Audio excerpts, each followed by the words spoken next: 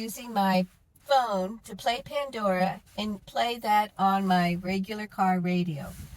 And set it to 87.9. Plug it into your cigarette lighter. Waiting for connection. Then I'll go to my phone, make sure my Bluetooth is on. Settings, Bluetooth is not on, now it's on. And I connect it to HY62. Bluetooth connection success. Now it's connected. Great, that's it. Now all I have to do is go to my Pandora, play my music. Crystal clear. Sounds great. Now, if I wanted to listen to one of my books, I use Alexa and find my book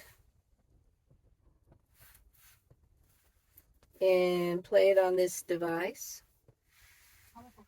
There it is. He's an unhung fag. No static. We held the vertical line like the good wasps we were, but the horizontal beckoned. Absolutely clear.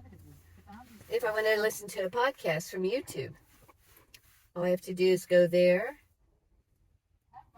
turn on my... So raising the annual There it iPhone is. purchase limit to $30,000.